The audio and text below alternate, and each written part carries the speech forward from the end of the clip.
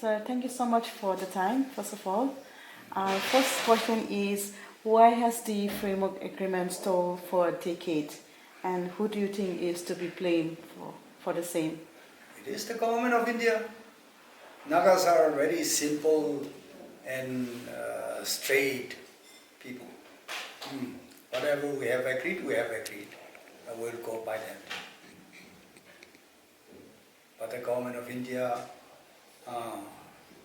do not want to make the clinch, and they have been they are delaying on this or that protects. It's the government of India. Okay. So our next question is, there has been so much of protest against free movement regime, yet it is clear that the center is planning to move ahead with the same. Why is that so, and why is it that Nagas cannot get the center to hear the concerns? Instead of trying to solve the problem, they are trying to create more problem. And this is just to divert the attention of the Naga people. But this will create violence, invite violence. Nagas will not just accept it lying down.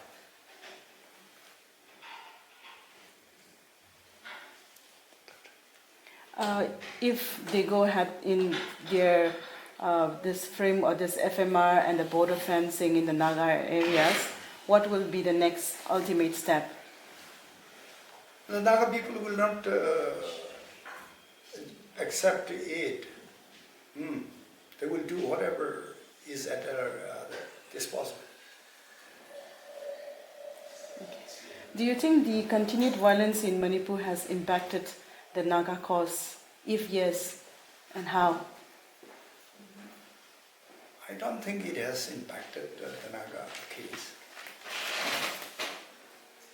Yes, it has been a sort of distraction for the government of India. But government of India knew that this would happen. They knew it is happening, but they did not do anything to preempt it, to thwart it. Out of this continued violence in Manipur, the Kukis have demanded the separate administration. Do you think their demand will impact the Naga negotiations? Kukis, if they say they want separate administration for Chorachandpur, we have told them from long before that we will give our full support. But for Kangpopi and this Tengnauba, that is not their place. Okay. Next question is, we have seen a strong participation among Nagas in electoral democracy from state elections up to the Lok Sabha elections. Do you think Naga participation in such large numbers in elections had done the cost of the Nagas? You see, this, if you look at the way how Nagas had resisted participating in the Indian election, in 1960s, even in this Naga areas in Manipur, elections were boycotted, and for which many villages were imposed heavy fines. For example, my own village, it was fined 25,000. When the villagers refused to pay, it was raised to 50,000. And they took away all even the livestock to make up the deficit. So like that, many other villages were also imposed a collective fine. So realizing that it was unnecessary to just get ourselves hit with the rock, better just accept it for the time being, because the power that is in the hand of the government of India and the power in the hand of the Naga government are incomparable. So this is just a policy for survival. When the a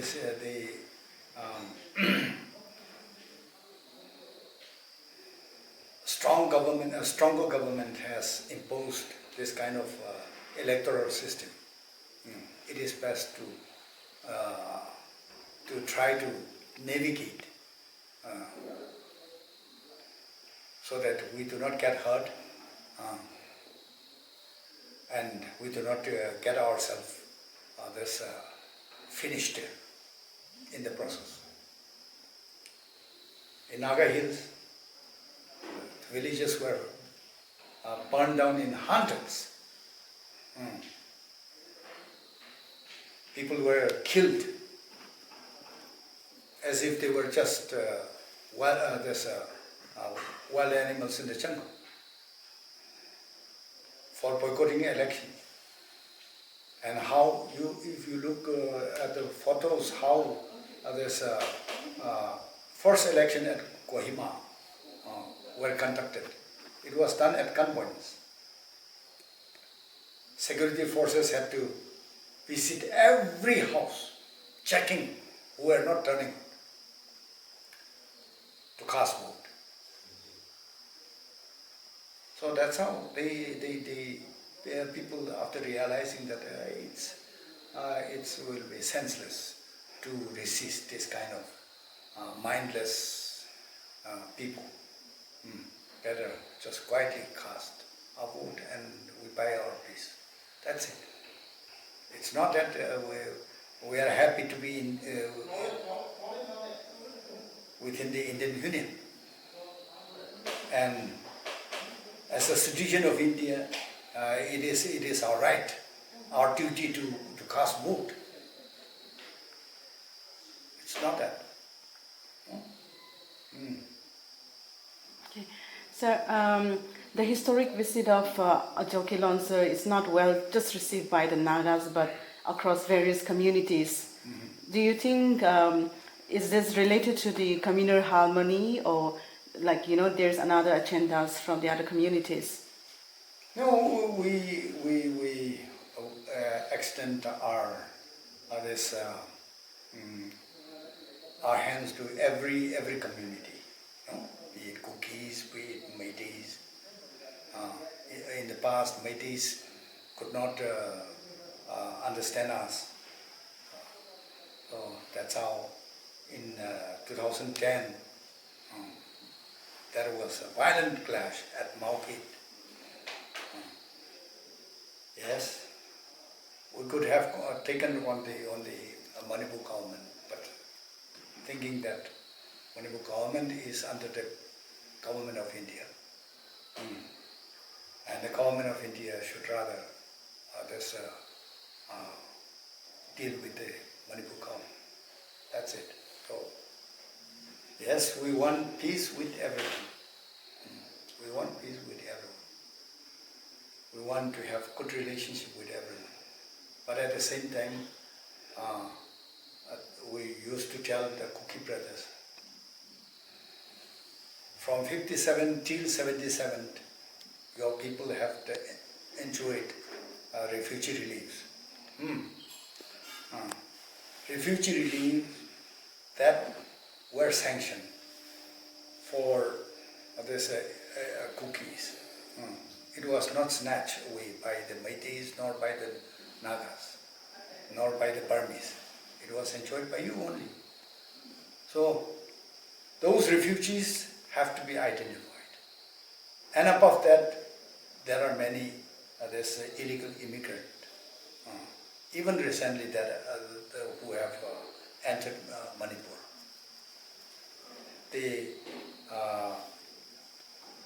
KNO President Mr. P.S. Haukip has written a book called Zelenkam, in which he has stated very clearly that in the 60s, General Nevin, who ruled the Burma, had expelled more than 30,000 of cookies. Those cookies who were expelled by the Burmese government, they did not go down to Thailand, they did not go to Bangladesh, nor to China. They came out to Manipur and Nagaland only. Why? They did not go to Mizoram. Because Chin's, their own brothers, did not like the cookies, and they were pushed upward, actually. That's how they came into our areas in Lahe, Leishi and Somra tract. So all those people, 30,000 in the 60s, and again Mr. B.S. Haukip has written that even in the late 80s, when there was a crackdown by the military Chanda on the democracy movement, almost 30,000 again were chased out. The villages were destroyed. So all those people, they have entered Manipur. And the Meiteis, it was the Meiteis who had helped them.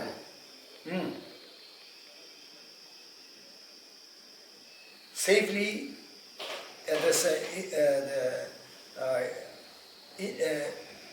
integrate into their own brothers, and cookies being a very introvert, they did not talk much, so they will always take the pretext that why even we people who have lived here since 50s or 40s, we are not able to converse in Manipuri, Meitei, but that is just a pretext. Those people should be identified. Those people should be identified. And that can be done only by the Cookie brothers only. If they do that, then we will know that Cookie brothers, they are doing now honestly. That's it. Sir, my last question from my side is, there was a recent drone attack in Nagaland.